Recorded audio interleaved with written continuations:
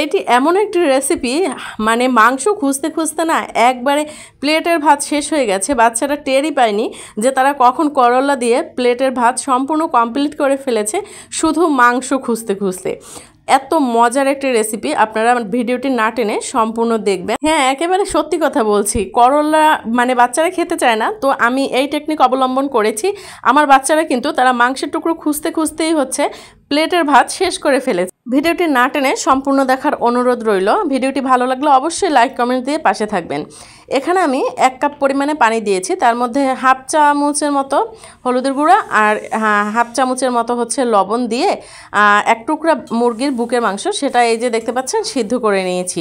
এখন এটা তুলে নিচ্ছি। মাংসের টুকরাটা যখন ঠান্ডা হয়ে যাবে তখন এরকম ছোট ছোট করে ছাড়িয়ে নিতে হবে, একবারে যাতে একটু লম্বা লম্বা হয়, চোখে পড়ে সেরকমের। আর এখানে 2টা শুকনো মরিচ নিয়ে নিয়েছি পিস পিস করে কেটে সেটা।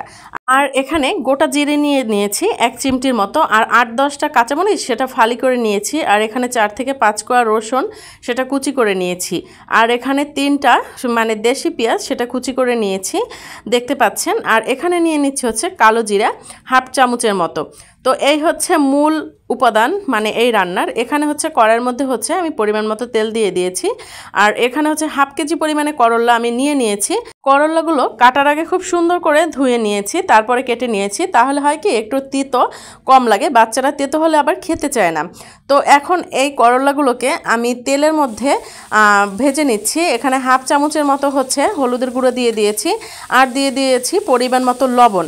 এটা হচ্ছে আমি 50% কুক করব। করলা যেহেতু নরম, 5 মিনিটের মতো মানে নেড়ে চেড়ে নিলেই একবারে 50% কুক হয়ে যাবে। আর এখানে কিন্তু হয়ে গেছে, দেখতে পাচ্ছেন 50% রান্না কমপ্লিট হয়ে গেছে। আমি তুলে নিচ্ছি।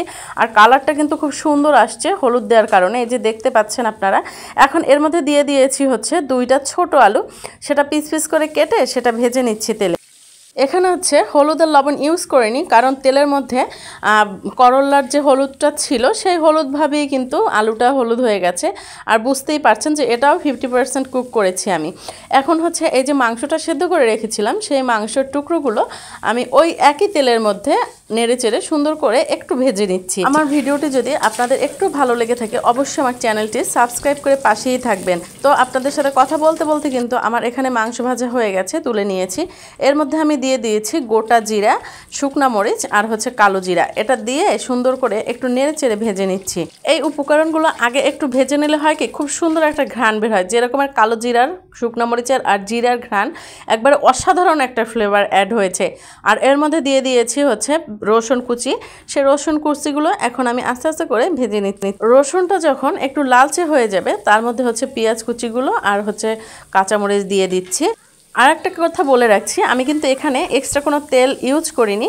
এখানে কিন্তু ওই যে করলা, আলু আর মাংস ভাজাতে তেলটা ছিল সেইটুকু দিয়েই হচ্ছে আমি রান্নাটা করব।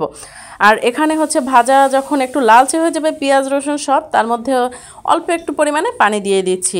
আর এখানে দিয়ে দিয়েছি সামান্য পরিমাণে একটু হলুদের গুঁড়া, আর দিয়ে দিচ্ছি হচ্ছে পরিমাণ মতো লবণ।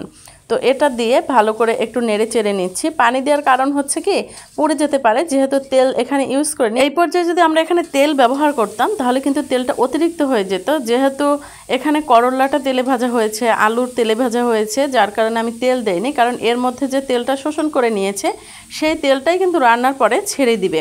তো যখন সব মশলা ভাজা হয়ে গেছে এর মধ্যে আমি এই যে আলু আর করলা যে ভেজে রেখেছিলাম সেটা দিয়ে দিয়েছি। দিয়ে ভালো করে একটু নেড়ে চেড়ে নেব। এখন কিন্তু রান্নাটা খুব কম সময়ে হয়ে যাবে, যেহেতু এটা 50% কুক কমপ্লিট হয়ে গেছে। তাই আলু আর করলাটা মিক্স করে এর মধ্যে হচ্ছে ভেজে রাখা মাংসের টুকরোগুলো আমি দিয়ে দিয়েছি। দেখতে পাচ্ছেন এখানে কিন্তু চিংড়ির মতো হচ্ছে মাংসের পরিমাণ, কিন্তু এইটা ফাঁকিবাজি রান্না হলেও বাচ্চারা কিন্তু খুব পছন্দ করেছে। আমার মেয়ে কিন্তু খাওয়ার সময় দুপুরে বলে দিয়েছে, মা আমার জন্য রাতেও রেখো, এই করলা দিয়ে আমি রাতে ভাত খাবো।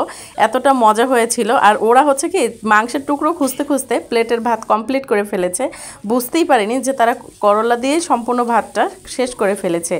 তো অসাধারণ একটা রেসিপি। আপনাদের ভালো লাগলে অবশ্যই লাইক কমেন্টস দিয়ে পাশে থাকবেন। আর এখানে রান্না কমপ্লিট হয়ে গেছে, আমি এখন তুলে নিচ্ছি। দেখতে পাচ্ছেন আর কতটা সুন্দর কালার হয়েছে। ফাঁকিবাজি যদি হয়েও থাকে তাও কিন্তু অসাধারণ একটা টেকনিক, বাচ্চারা খুব পছন্দ করেছে, আমি এতেই সফল। তো ভালো থাকবেন সবাই, আল্লাহ হাফেজ।